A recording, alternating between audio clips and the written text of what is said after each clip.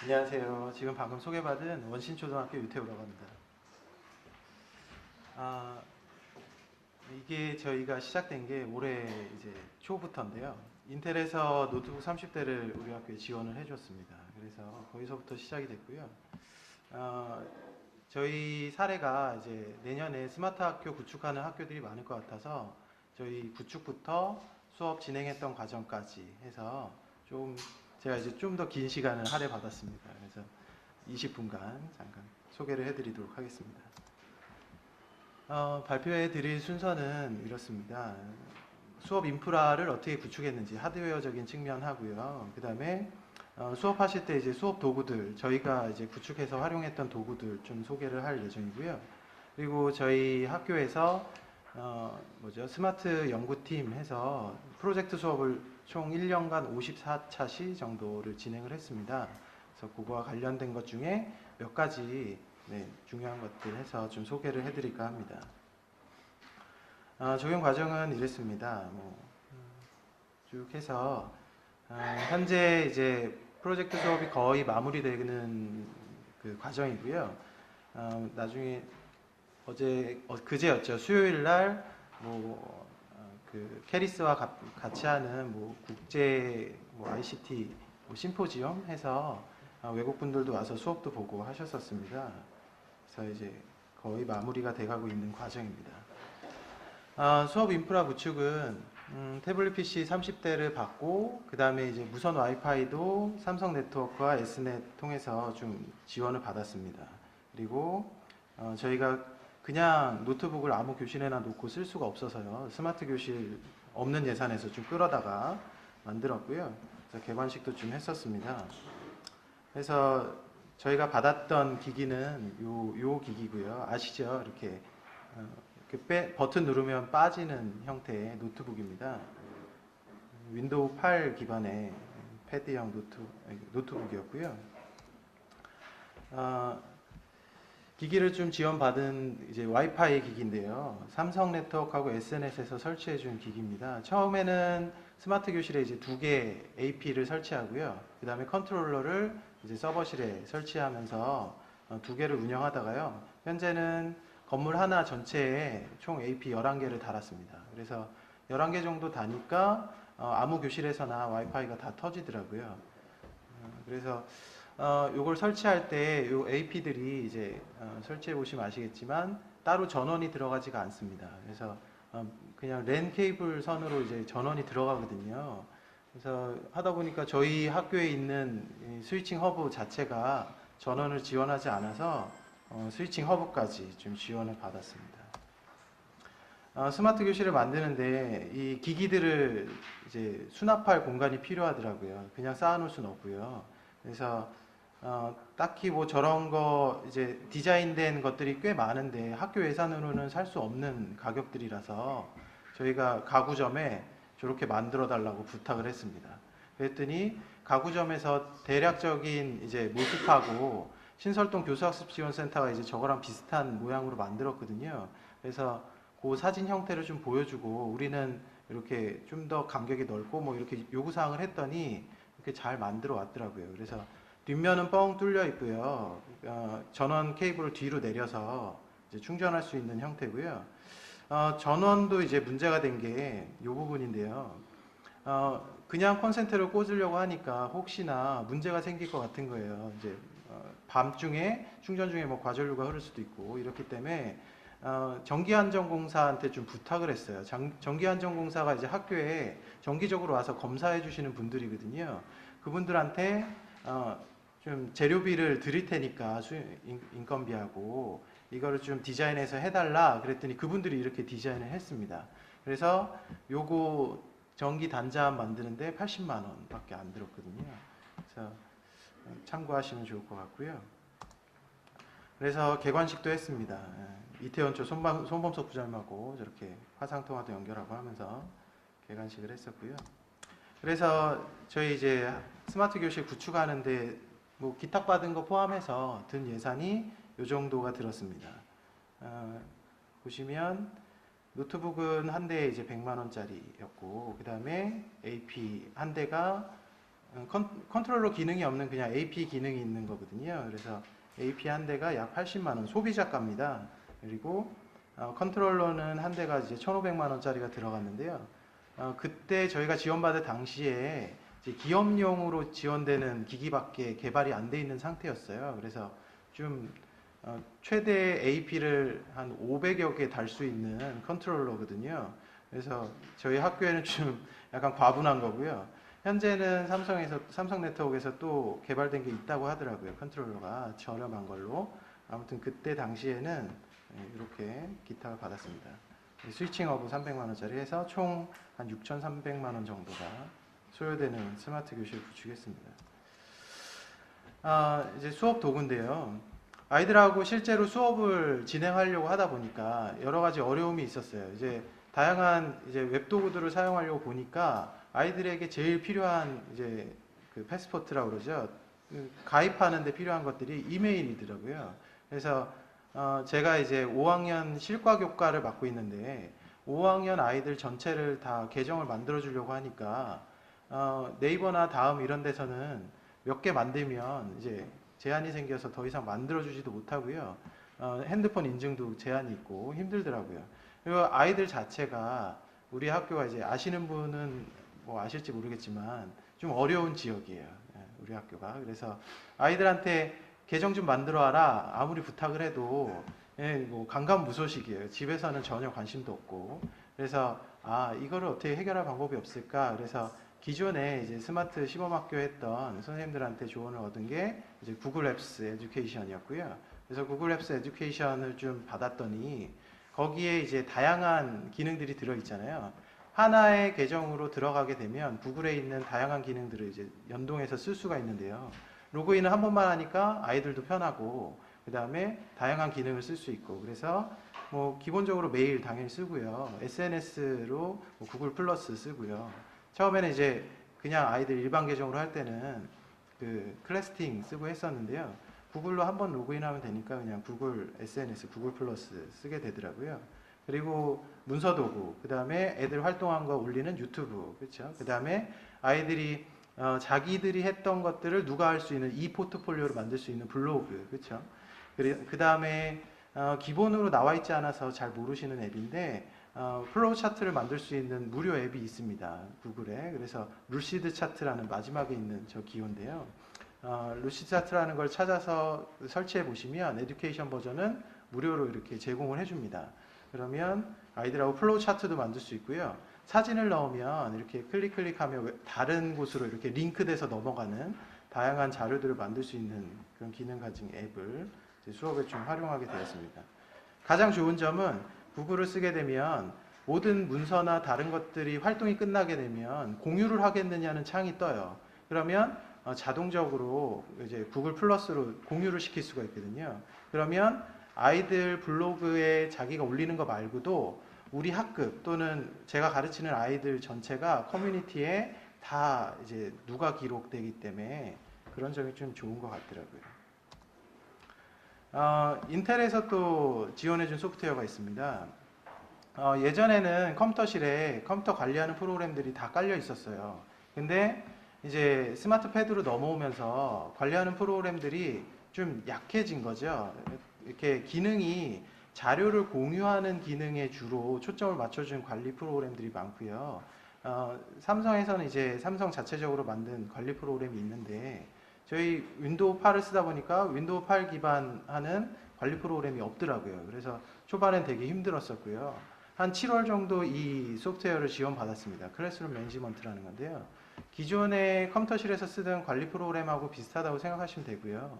그 외에 추가적으로 뭐 이렇게 아이들하고 퀴즈를 푸는데 퀴즈를 풀었을 때 아이들이 저 이거 알아요. 그리고 딱 클릭하면 이렇게 순서대로 착착착 답변할 수 있는 뭐 이런 기능. 그래서 맞추면 자동으로 점수가 체킹되고요. 그 다음에 뭐 간단하게 여기서 바로 설문을 하거나 아니면 시험 문제를 여기서 이제 제출해서 아이들한테 보내주면 시험 콘솔에서 아이들이 뭐 지금 어느 정도 풀고 있는지 지금 푼 문제가 맞았는지 틀렸는지 뭐 이런 것들을 바로 확인할 수 있어서 수업 중에 아이들 관리하는 데 좀 도움이 됐습니다. 그거 말고도 또 뭐죠? 다른 학교에 많이 깔린 것들 저희 또 지원을 받았었는데요. 아이카이스트에서 만든 스쿨박스라는 프로그램을 받았습니다. 스쿨박스가 기존의 패드 형태에서 주로 많이 쓰이는 프로그램이었는데요. 윈팔 버전도 있더라고요. 그래서 편리한 건 여기에 뭔가 판서를 하거나 아니면 뭔가 캡처를 해서 바로바로 이렇게 밀어서 아이들한테 보내줄 수가 있어요. 그래서 이런 프로그램들 좀 같이 썼고요. 그 외에 이제 웹 도구들은 클래스팅 초반에 좀 썼었고요. 그 다음에 위키를 애들하고 좀 써보고 싶었는데 위키 자체를 쓰기가 이제 아이들이 접근하기가 좀 어려워서 사이트 중에 PBworks라는 사이트가 있습니다. 그래서 PBworks라는 사이트에 제가 뭔가 문서를 만들고 애들이 거기서 문서 작업을 하면 애들이 그동안 활동했던 게 로그가 다 남거든요. 그래서 요거는 과학 영재반에 아이들한테 좀 적용을 해서 아이들이 자기 탐구 과제를 이제 세우는데 그동안 계속 고민했던 거를 누가해서 적도록 했어요. 그러면 이 아이가 얼마나 오랜 기간 동안 많은 생각들을 했는지 다 누가 기록이 돼서 평가하는 데 좋을 거라 생각해서 적용을 했고요. 그리고 소크라티브 많이 쓰시는데 소크라티브보다 기능은 약하지만 간단하게 쓰실 수 있는 것 중에 여기 폴 에브리웨어라는 소프트웨어가 있습니다. 그래서 아이들이 간단하게 단답형으로 답을 적을 수도 있고요. 있는 보기 중에 이렇게 적어서 객관식으로 이렇게 설문을 받을 수 있는 기능이 있는 그런 폴 에브리웨어나 그다음에 다른 학교에서도 많이 쓰시는 OK마인드맵 이런 것들 활용해서 수업에 좀 적용을 했습니다. 그 외에도 인텔 도구들인데요. 처음에는 모양이 안 예뻐요. 그래서 저기 뭐야 후졌잖아. 애들이 저런 거 좋아하겠어? 이렇게 생각을 했는데 내용이 꽤 괜찮아요. 그래서 애들이 써보니까 되게 수업에 열중하고 좋아하더라고요. 비주얼 랭킹 세 개 다 사고력 도구입니다. 근데 비주얼 랭킹이라는 도구인데요. 제가 이렇게 목록을 좀 정해주고 아이들이 그 주제에 맞게 순위를 이렇게 정하는 거예요. 그래서 왜 이 순위로 정했는지 이유를 다는 그런 소프트웨어입니다. 그 다음에 Seeing Reason이라는 건데요.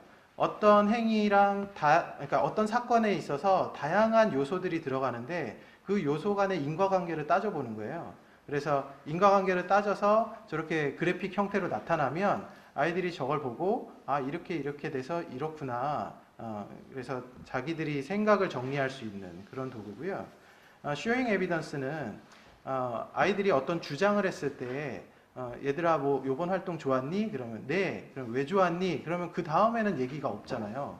그래서 그런 활동을 했을 때 아이들이 스스로 근거를 달아보는 거예요. 근데 이 근거를 다는 게 혼자서 할 땐 되게 어려운데요.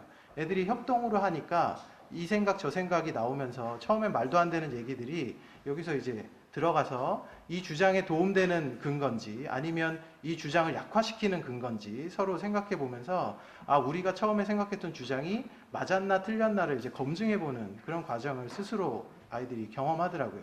그것도 아주 짧은 시간에. 그래서 도움이 되는 도구라 좀 생각해서 소개를 해드리고요.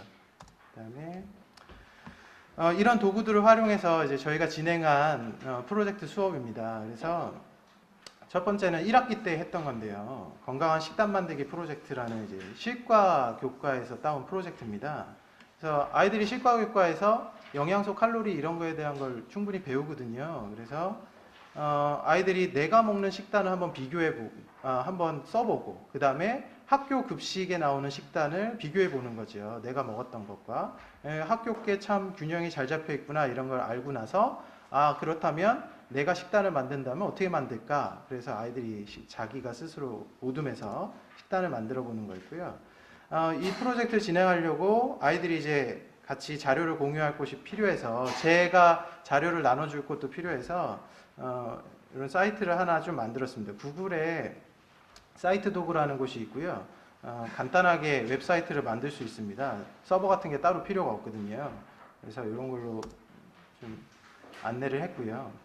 그 다음에 아이들이 자기 식사가 어떻게 되고 있는지를 좀 정리해 보라는 의미에서 OK마인드맵에서 이런 걸 했더니 사진도 넣고 하니까 아이들이 되게 즐겁게 참여하더라고요. 그 다음에 아이들이 이제 다양한 음식 정보를 제가 다 알려줄 수 없잖아요. 그래서 스스로 검색해서 찾아볼 수 있게 사이트를 좀 안내했는데요. 그 중에 이런 사이트가 있더라고요. 농식품 종합정보 시스템이라는 곳인데요. 메뉴전에 들어가면 음식명을 쓰면 그에 관련된 음식들이 나타나고요. 그에 대한 뭐 열량 이런 것도 나타나고 영양소까지 정확하게 나타납니다. 그래서 아이들이 영양 공부를 할 때 도움이 되더라고요. 저도 실과를 올해 처음 가르쳐서 이런 거 처음 알았습니다. 그래서 아이들이 만든 건강 식단입니다. 자기네들이 아침, 점심, 저녁으로 이런 식단을 먹으면 참 좋을 것 같다. 자기네끼리 재밌게 만들었습니다. 그러면서 적정한 열량, 그 다음에 영양소, 그 다음에 자기들이 생각하는 이유까지 그래서 협업으로 이런 문서들을 좀 만들었고요. 그리고 도림천 탐사 프로젝트입니다. 요거는 영재반에서 좀 진행했던 그런 프로젝트인데요. 저희가 기기 지원받은 거 외에 파스코라는 곳에서 센서를 좀 지원받았습니다. 이 센서가 예전에는 MBL이라고 해서 이제 마이크로 컴퓨터를 쓰는 거죠. 작은 이제 마이크로 컴퓨터에 간단하게 이제 자료만 나타나는 그런 센서들이었는데 이게 스마트 기기랑 연결되니까 그 자료가 그래프로도 나타나고 그걸 또 아이들이 자료를 변환해서 다르게 활용할 수가 있거든요. 그래서 영재 아이들은 이런 걸 또 되게 즐거워하고 이렇게 해보면 어때요? 이렇게 해보면 어때요? 이러면서 호기심도 많이 증가되고 이래서 좀 효과를 봤습니다. 이 프로젝트는 학교 앞에 도림천이라는 곳이 있습니다. 그렇게 깨끗해 보이지 않아요. 양재천처럼 좀 아름다웠으면 좋겠는데 그렇게 아름답지가 않거든요. 그래서 선생님들하고 저희가 좀 어느 정도 오염이 됐을 것이다 이렇게 나름의 결론을 내리고 아이들하고 진행했던 거거든요.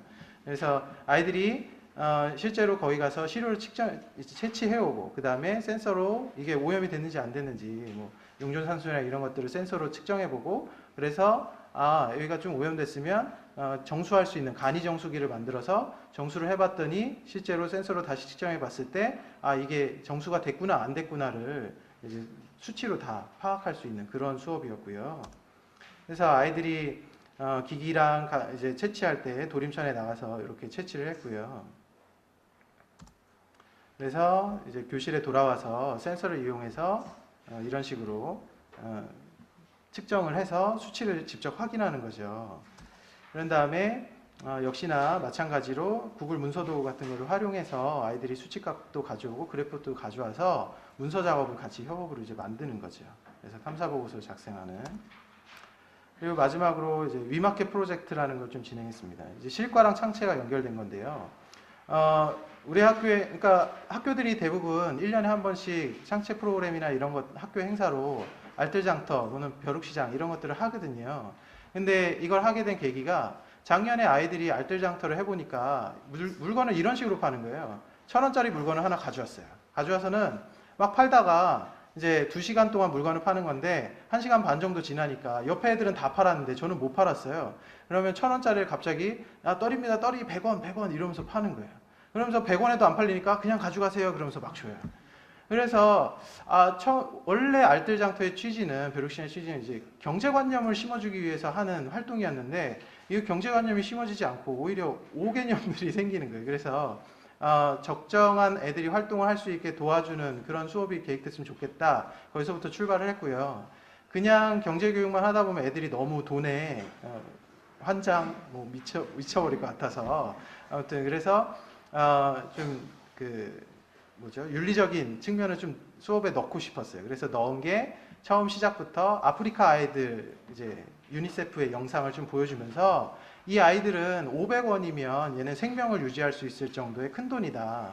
근데 너희들은 돈을 너무 헤프게 쓰는 거 아니냐. 그래서 너희들이 선생님하고 활동을 한 다음에 좀 수익금을 더 내서 그 아프리카 어린애들을 도와줬으면 좋겠다. 이런 측면에서 좀 시작이 됐고요. 그래서 아이들한테 사전 설문조사를 좀 했고요. 얼마 정도 쓸 건지, 그리고 어떤 물건을 좋아하는지, 그리고 그러면 저런 사전조사에 따라서 어떤 물건을 가져와야 잘 팔릴 것인지 좀 랭킹을 정했고요. 그래서 계획서를 작성했고, 또 그 다음에 온라인 마켓을 해봤습니다. 근데 온라인 마켓을 할 때 어떤 것들을 적어야 좋을지, 그래야 물건이 잘 팔릴지 좀 고민을 해봤고요. 그래서 제가 이제 집에 있는 서버에 구축한 이제 온라인 마켓을 통해서 아이들이 물건을 올리고 실제로 구매를 해봤습니다. 궁금하시면 들어가 보시면 애들이 활동한 걸 보실 수 있고요. 위마켓.kr이라는 사이트입니다. 그 다음에 실제로 그게 잘 됐는지 아이들이 분석을 좀 해봤고요. 그걸 통해서 이제 실제 알뜰 장터를 한 거죠. 온라인 장터를 해봤더니 이 물건은 잘 팔릴 것 같고 이건 안 팔릴 것 같고 해서 구분해서 좀 팔아봤고요. 그래서 실제 알뜰 장터 한 내용을 애들이 진짜 우리가 물건을 잘 팔았는지 못 팔았는지를 분석하는 과정을 외국분들이 와서 좀 보셨습니다. 그래서 지금 아직 이제 수익금이 거쳐지지 않았거든요. 그래서 수익금을 걷어서 유니세프에 기부할 예정입니다. 이렇게 했더니 이제 스마트 수업의 좋은 점은 실생활과 연계가 되니까 아이들이 흥미, 관심, 수업 참여도가 좀 늘어났고요. 문제 분석하거나 해결하는 능력이 향상되려고 하는 것 같아요. 그리고 네, 그냥 막 얘기하던 아이들이 생각이나 이유, 그 다음에 근거를 들어서 표현하는 그런 습관이 좀 들려고 하고요. 그 다음에 협업을 하다 보니까 처음에는 좀 이상한 행동들을 많이 하더니 협업하려고 노력을 하더라고요. 그 다음에 웹도구를 통해서 뭔가를 생산하고 제작하는 것들에 좀 재미를 붙이고 자기들이 바깥에서 다른 활동을 할 때 이거를 도구를 다시 재사용하는 그런 모습들을 보면서 뭔가 의미가 있고 도움이 됐구나 이렇게 좀 느끼게 되었습니다. 긴 시간 들어주셔서 감사합니다.